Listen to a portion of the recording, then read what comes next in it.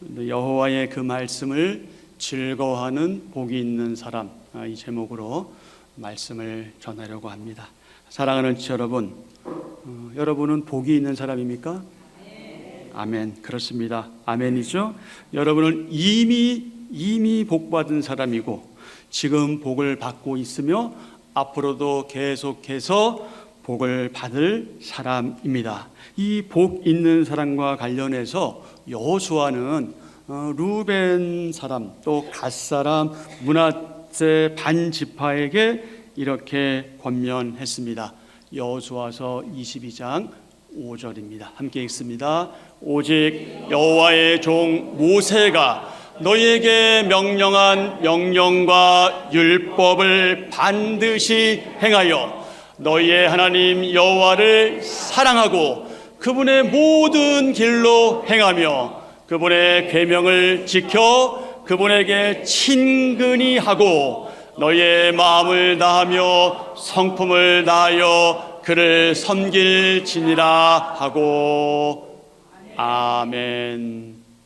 여호와의 종 모세가 너에게 명령한 명령 율법을 반드시 행하여 너희 하나님 여호와를 사랑하고 그분의 모든 길로 행하며 그분의 계명을 지켜 그분에게 친근히 하고 너희의 마음을 다하며 성품을 다하여 그를 섬길지니라.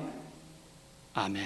이 말씀은 오늘 저와 여러분에게도 동일하게 주시는 말씀이죠. 이 말씀에 의하면 복 있는 사람은 어떤 사람이냐? 바로 이런 사람이다. 자, 첫째, 시작.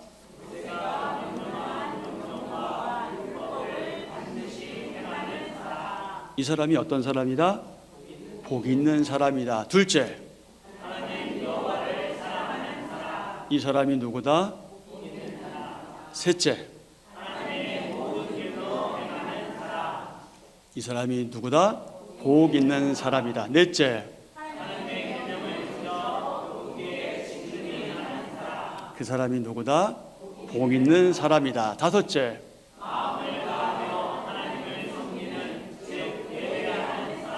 그 사람이 누구다?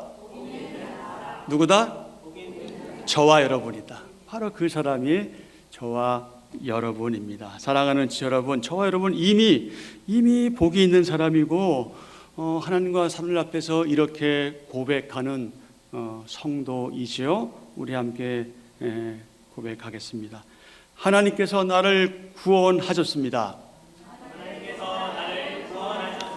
하나님께서 나를 구원하셨습니다. 나는 그리스도인이고 성도입니다. 나는 하나님을 믿습니다. 아멘. 아멘.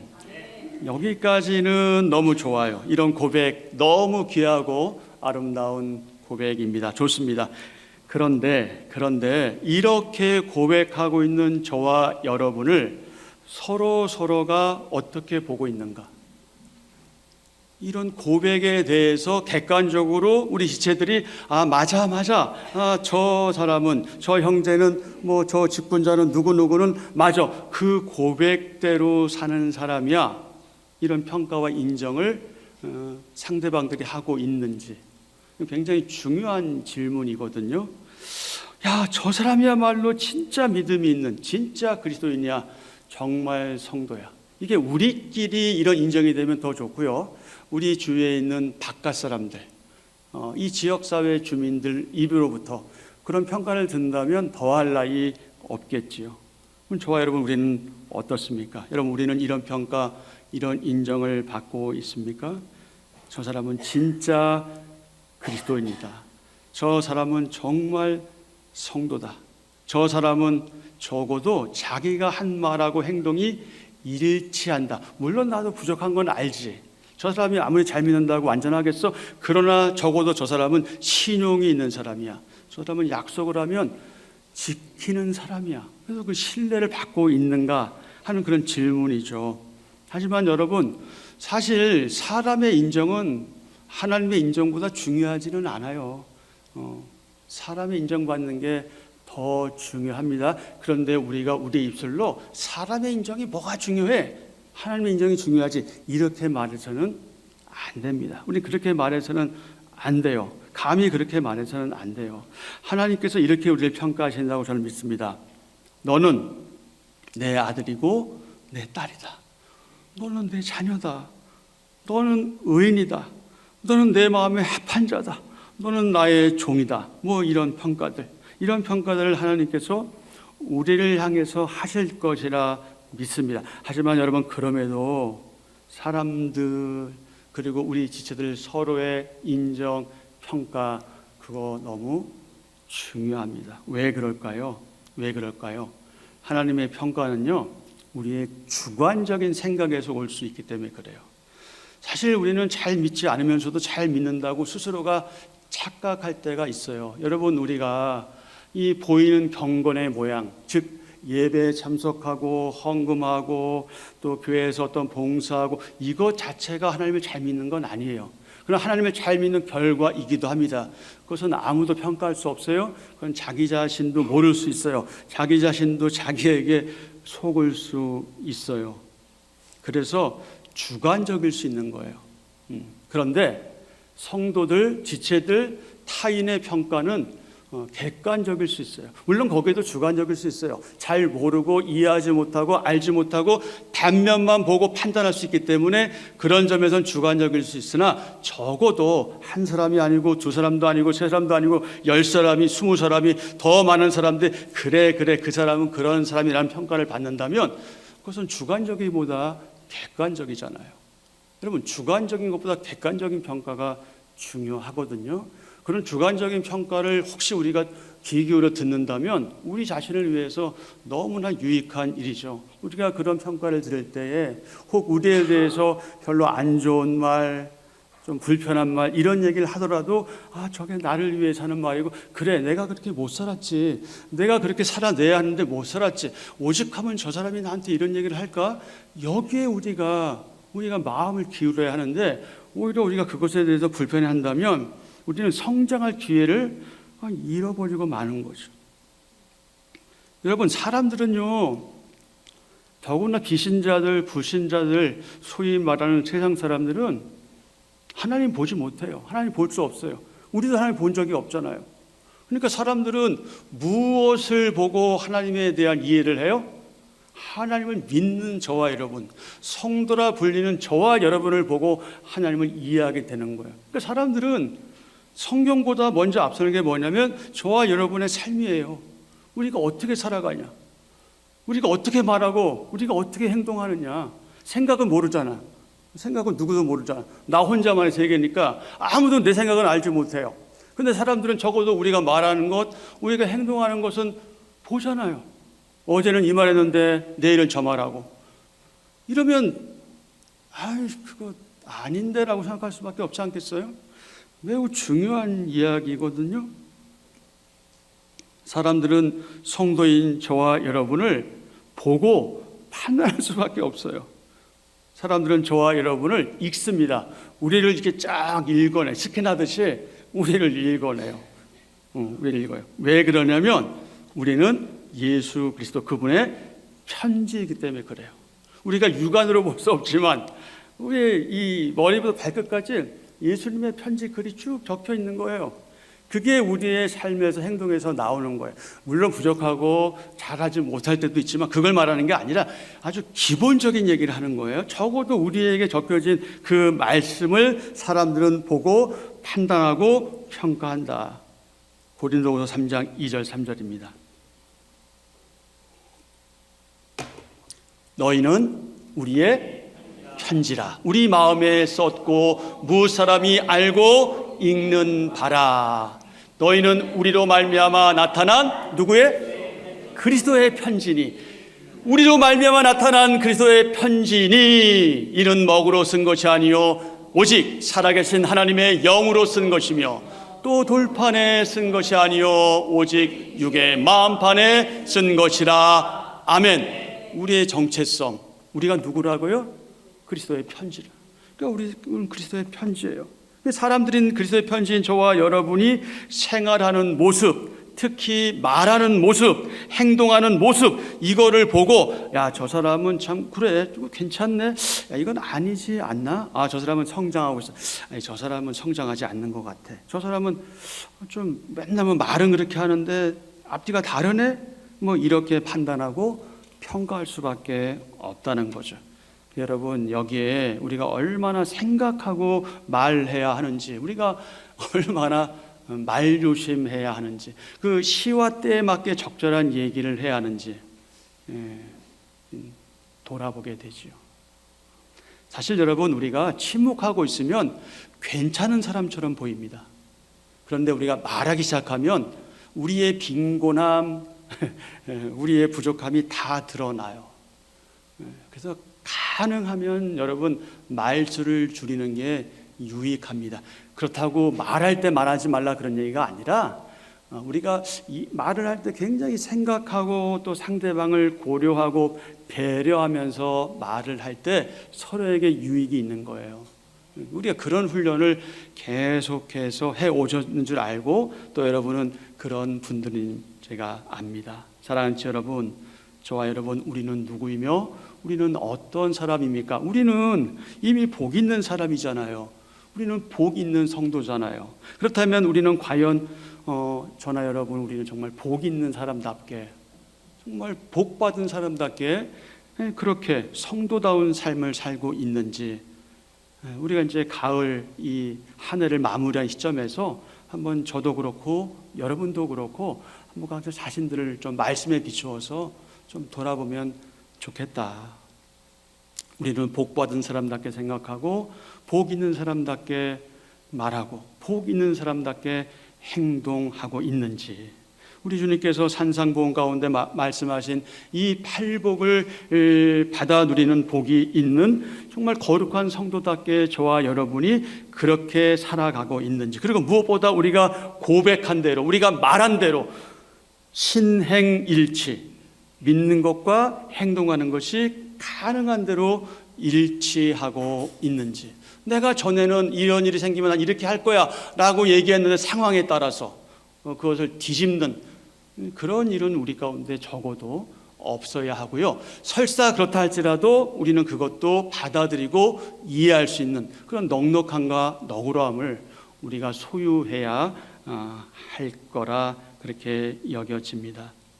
율법의 원조하면은 누구입니까? 모세죠. 모세. 이 모세가 시내산에서 하나님께 직접 받잖아요. 무엇을 받았어요? 하나님의 말씀, 율법의 핵심인 십계명을 받잖아요. 두 돌비를 받잖아요. 이 십계명은 구약 시대 가나안 땅을 사모하는 이스라엘 백성들, 그리고 완전히 임할 하나님의 나라를 간절하게 사모하는 그 이스라엘 백성들의 삶의 지침이었어요.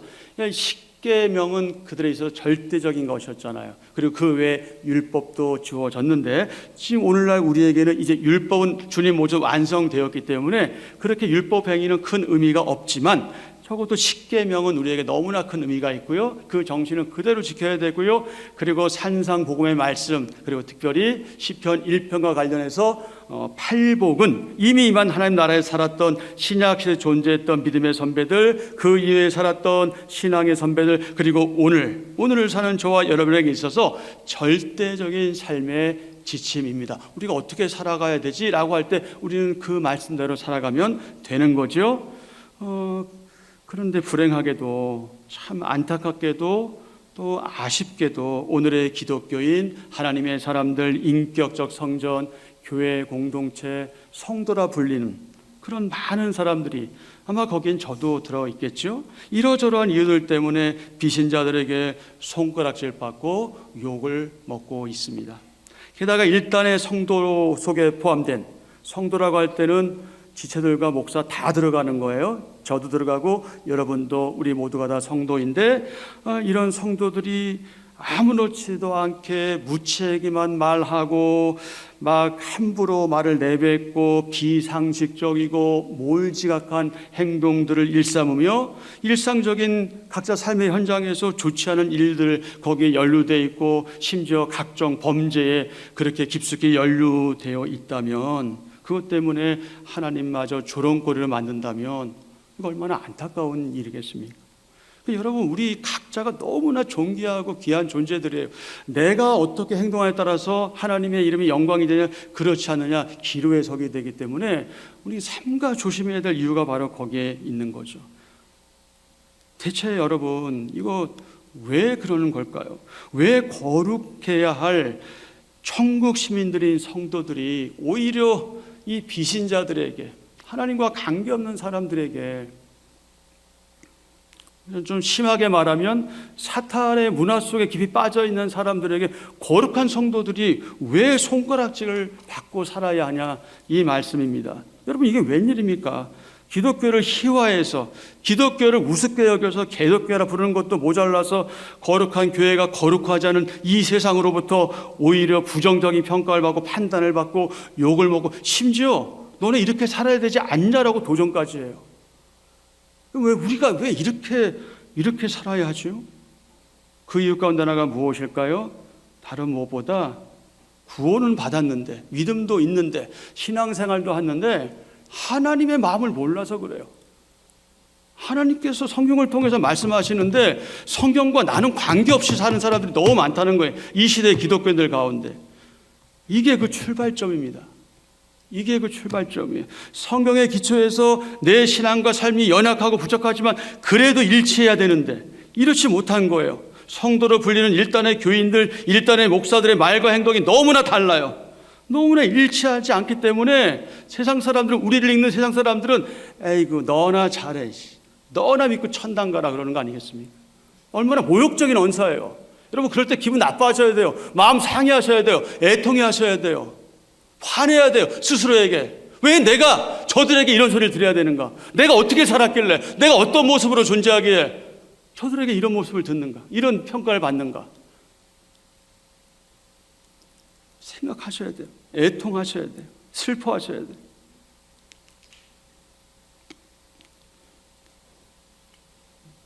근데 그 이유가 하나가 뭐냐? 왜 이런 행동들이 나오냐? 심령의 가난함이 없기 때문일 수 있어요. 마음이 가난하지 않아요.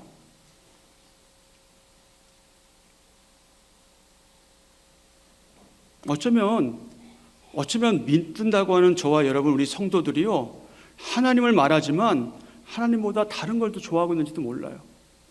하나님보다 돈, 물질, 성공, 명예, 사회적인 지위, 건강, 장수, 잘 되는 나, 온통 이 세상의 것들로 가득 차 있기 때문이 아닐까 싶어요. 여러분은 어떻게 생각하십니까? 사랑하는 지체 여러분, 지금 우리가 겪고 있는 현실은 참 어렵습니다. 사실 어떻게 보면 어렵지 않지만 어려워요. 전에 있었던 경제적인 한파, IMF, 이때보다 더 힘들다고 다 그냥 아우성치잖아요. 힘들어 못 살겠다 다 외치고 있잖아요. 그래서 대한민국의 많은 우리 국민들, 말할 것도 없고 우리 성도들조차도, 하나님을 믿고 의지하고 따르는 성도들조차도 지나치게 한숨 쉬고, 지나치게 염려하고, 지나치게 걱정하고, 지나치게 근심하죠. 왜 그럴까요? 그건 아마도 보이지 않는 하나님은 너무나 작게 보이고, 보이는 현실은 너무나 우리 가운데 크게 다가오기 때문에 그런 건 아닌지 모르겠습니다. 물론 현실이죠. 어쩔 수 없을 거예요. 현실은 너무나 크게 보이잖아요. 물론 우리는 이 땅에 생활하는 동안 현실을 무시하면서 생활할 수는 없어요. 하지만 문제는 그러다 보니 성도라고 불리는 거룩한 지체들이 정작 마음 아파해야 하고, 애통해야 하고, 거룩한 분들을 해야 되는 우리들이 그런 것들에 대해 무관심하고요, 그저 그냥 강 건너 불구경하듯이 그렇게 그냥 하루하루 지내고 있는지도 모릅니다. 자신의 영혼이 병들어가고 있고요, 영혼이 피폐해지고 있어요. 그래서 눈은 퀭하고 얼굴엔 기쁨이 사라진 지 이미 오래인데, 그래서 점점 영적으로 병들어가고 있는데, 때때로 그것 때문에 깊은 한숨을 쉬죠. 내가 이러면 안 되는 거 아닌가, 깊은 한숨은 내쉬는데 뭔가 다른 선한 변화를 위한 그 노력, 애씀은 하지 않고 있는 거죠. 성도고 또 천국 시민이고 정말 주님의 재림을 기다리고 사모한다고 입으로는 얘기하고 마라나타 주여 오시옵소서라고 얘기하는 우리들이, 그렇게 고백하는 우리들이 어쩌면 그저 될 대로 되라는 식으로 포기하거나 무책임하게 살아가는 그런 부끄러운 그리스도인의 모습이 아닌가. 우리 자신을 돌아보기를 원합니다. 하나님께서 우리와 함께 하심, 그리고 우리를 통치하심, 그것을 사모하고 갈급해하는, 그것을 사모하고 갈급해하는 그 열심과 열정이 우리 가운데 식어서 그런 걸까요? 우리 가운데 첫사랑이 식어서 그런 걸까요? 사랑하는 여러분, 저와 여러분, 우리 모두가 우리가 교회 생활하면 할수록, 신앙 생활하면 할수록, 공적으로 예배하는 횟수가 많아지면 많아질수록, 교회 크고 작은 모임에 자주 참여하면 참여할수록 우리의 심령이 가난해지고 우리의 믿음이 성장해 가야 합니다. 그리고 우리의 믿음과 우리의 언행 심사가 그리스도의 장성한 분량에까지 이르러 가야 하지요. 하지만 안타깝게도 그렇지 못한 경우를 너무나 우리가 자주 보게 되죠. 그런데 그럼에도 불구하고 자신 스스로 그런 상태에 있음에도 불구하고 나 스스로 근거 없는 영적 교만에 빠지거나 영적 자신감, 영적 만족감에 취해서 나는 마치 신앙이 좋은 것처럼 오해하고 착각에 빠질 뿐 아니라 자기 사랑, 자기 자랑, 자기 중심적인 사고라는 깊은 병에 걸려 있는지도 모릅니다. 그런 여러분, 이런 상태에 머물고 있는 심령이 가난하지 않는 교인이 나머지의 복을 받아 누릴 수 있을지 우리가 판단할 수 없지만 참 의문이 되기는 합니다. 그러게 여러분, 이를 극복하기 위해서 우리는 아버지 앞에 나아갈 수밖에 없어요. 아버지 앞에 돌아서야 되고요, 성경으로 돌아가야 합니다. 그러면서 우리는 이렇게 기도해야 합니다. 세 가지의 기도입니다. 첫 번째 기도 함께 합니다. 하나님 아버지, 저희를 이대로 내버려 두지 마시고 고치시고 회복시켜 주소서. 두 번째 기도입니다. 저희의 심령의 묵은 땅을 기경하시고 갈아엎으시며 저희를 변화시켜 주옵소서. 세 번째 기도입니다. 저희와 이 교회 공동체 모두가 성경으로, 하나님의 그 말씀으로 돌아가게 하소서. 그래서 말씀의 기초에서 이제는 순종하고 실천하며 행하는 저희들 되게 하소서. 예수님의 이름으로 기도합니다. 아멘. 아멘.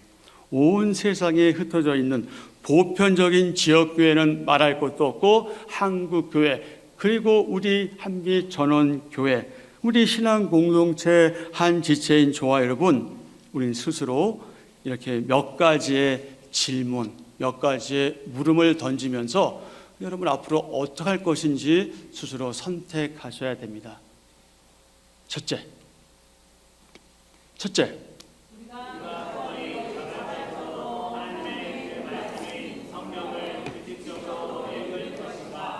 물론 읽어온 분들은 해당되지 않지만 앞으로 그렇게 하실 건지. 둘째,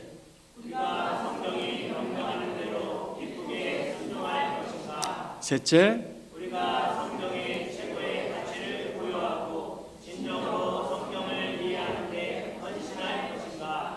넷째, 성경의 내용을 바르게 우리의 삶에서 실천할 것인가. 다섯째, 우리가 그 말씀을 통해 시간을 들여 마음과 뜻과 정성을 다해 하나님과 함께 동행하는 삶을 살 것인가. 마지막 여섯 번째 질문.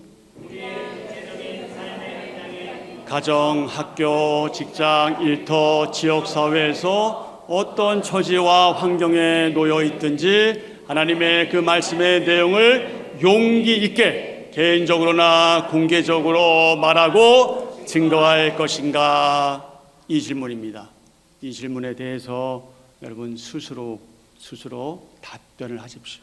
하나님 앞에서 답변을 하십시오. 하나님 앞에 나아가서 3시간을 기도하든 10시간을 기도하든, 아니 단 1분을 기도하든 이 질문과 관련해서 하나님께 물으십시오.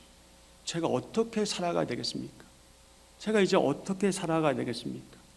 저에게 도대체 어느 정도의 생명이 연장될 수 있을지 모르는데, 하나님, 저희가 남은 인생 동안 저희가 어떻게 살아가야 되겠습니까? 저희가 어떻게 신앙생활을 해야 되겠습니까? 저희가 어떻게 교회 생활을 해야 되겠습니까? 아버지께서 저에게 원하시는 게 무엇입니까? 라고 물으십시오. 그리고 답변하시고 아버지로부터 방향을 확인하십시오. 주님께서 말씀하신 팔복은 시편 1편에 복 있는 사람과 매우 밀접한 관계가 있습니다. 복 있는 사람은 여호와의 율법을 뭐하는 사람이다? 즐거워하는 사람이다. 여러분, 우리 계속해서 지금 이 말씀을 드리고 있잖아요. 계속해서 강조하고 있잖아요. 여호와의 율법을 즐거워하는 사람이 바로 복이 있는 사람입니다. 그렇다면 팔복을 받아 누리는 복이 있는 사람 역시 하나님의 말씀을 즐거워하는 사람이지요. 동시에 하나님의 그 말씀을 주야로 밤낮으로 읽고 보고 듣고 묵상하는 사람입니다. 그리고 믿고 있는 대로 알고 있는 대로 실천하는 성도, 바로 그가 복 있는 사람입니다. 그 책의 사람들인 사랑하는 지체 여러분, 우리가 하나님의 그 말씀에 기초하지 않은 상태에서는 여러분, 우리가 믿는다고 또 교인이라고 그 짐짓 흉내는 낼 수 있을지는 몰라요. 하지만 정말 하나님이 원하시는 성도답고 성도다운 거룩한 삶, 바른 삶을 살아낼 수는 없습니다. 원리적으로 그렇습니다. 그러므로 다시 한번 이 여호와의 율법, 하나님의 그 말씀을 우리가 모르고서는 팔복이든 시편 1편이든 성경이든 우리가 바르게 이해할 수 없다는 사실을 기억해야 합니다. 사랑하는 여러분, 여러분은 그 책을 통해 말씀하시는 하나님을 각자 삶의 현장에서, 여러분의 삶의 현장에서 만나기 원하십니까? 만나기 원하신다면, 그렇다면 이미 이 단계에 이르신 분들은 계속해서 그렇게 하시면 돼요. 여러분이 할 수 있는 방법대로 계속해서 하나님과 그렇게 만나시고 교제하시고 동행하시면 됩니다. 그런데 아직도, 혹시라도 아직도 아닌 분들은 무엇보다 먼저 그 하나님의 그 말씀에 헌신하는 열심 있는 성도가 될 것을 각오하고 다짐하고 결단하십시오. 그래서 여러분, 다시 한번 묻습니다. 여러분은 모든 성경은 물론 특히 시편 1편과 이 팔복의 말씀으로 큰 일을 행하시는 여호와 하나님, 오늘도 살아계시고 역사하시며 지금 우리와 함께 하시는 그 하나님을 만나기를 원하십니까? 아멘. 원하시죠. 그거 원하지 않아서 잘 못하는 사람이 어디 있겠어요? 다 원하죠. 잘 안 되니까 그래서 우리가 답답하고 힘든 거죠. 그러나 그럴지라도 우리는 계속해서 우리가 할 수 있는 일들을 해 나가야 하죠. 이에 대해 스스로 각자 자신에게 정직하고 솔직하게, 정말 하나님 앞에서 정직하고 솔직하게 대답하고 그렇게 살기를 원하고 각오한다면 여러분, 다른 무엇보다 먼저 하나님의 말씀으로 돌아가서 그 말씀의 길을 기울이십시오. 그리고 우리의 개인적인 형편과 상황을 너무나 자세하게 하시는 아버지 하나님, 그 하나님을 여러분의 참 하나님으로 믿으십시오. 아니, 이미 우리는 그렇게 믿고 있는 사람들입니다. 사랑하는 여러분, 자녀 걱정, 집안 염려, 직장 문제, 경제적인 문제, 미래에 대한 불안, 이거 우리가 겪는 현실적인 문제들이잖아요. 이런 것들로 인해서 모든 어려움들이 우리 가운데 있는데 그 모든 것 하나님께 내어 맡기고 그분을 믿고 그분을 의지하십시오. 그러면서 나와 우리를 향한 하나님의 뜻, 하나님의 섭리, 그분이 예정하신 그때 그 시간에 그렇게 이루어질 것을 믿으면서 동시에 여러분이 해야 될 마땅한 노력들을 해 나가십시오. 저와 여러분이 믿고 의지하고 따르는 하나님, 그분은 그 책, 단순히 그 책, 즉 이 성경 안에 갇혀 계신 분이 아니고 이 특정한 주일날이나 우리가 모이는 날에만 이 예배당에서 활동하시는 분이 아니잖아요. 그분은 여기에만 머무시는 분이 아니에요. 여기만 계신 분이 아니셔요. 여러분, 하나님이 누구십니까? 우리가 믿는 바에 의하면 그분은 우리의 창조주이세요. 이 세상을 만드신 하나님이세요. 온 우주 만물을 창조하신 하나님이십니다. 아멘. 그분은 놀라운 권능으로 우리 하나님의 사람들을 보살펴 주시는 분이십니다. 아멘. 그리고 그분은 상식을 뛰어넘으시고 불가능을 가능케 하시는 능력의 하나님이십니다. 여러분은 이미 그런 하나님을 경험하신 분들이잖아요. 이미 다 경험하셨잖아요. 여러분, 우리는 이런 능력의 하나님을 아버지로 모시고 사는 그야말로 복 있는 사람들입니다. 그러므로 사랑하는 지체 여러분, 지금 몇 가지 하나님의 능력과 관련된 말씀을 우리가 함께 확인할 텐데, 그 하나님의 능력과 관련된 말씀들을 여러분 마음에 새기고 또 기억하고 이 말씀들에 기초해서 주님 재림하시는 그 날까지, 아니면 우리가 죽는 그 날까지 복 있는 성도의 삶을 살아가는 저와 여러분 되기를 축복합니다. 아멘. 성경 몇 군데 확인하겠습니다. 그냥 어디 안 하고 그냥 말씀하겠습니다. 다 같이요. 여호와께 능하지 못한 일이 있겠느냐? 너희의 하나님 여호와는 신 가운데 신이시며 주 가운데 주시오 크고 능하시며 두려우신 하나님이시라. 사람을 외모로 보지 아니하시며 뇌물을 받지 아니하시고. 아멘. 여호와 만군의 하나님이여 주와 같이 능력 있는 이가 누구리까? 아멘. 주께서 큰 능력과 펴신 팔로 천지를 지으셨사오니 주에게는 할 수 없는 일이 없으시니이다. 아멘. 대저 하나님의 모든 말씀은 능하지 못하심이 없느니라. 아멘. 하나님의 모든 말씀은 능하지 못하심이 없느니라. 아멘.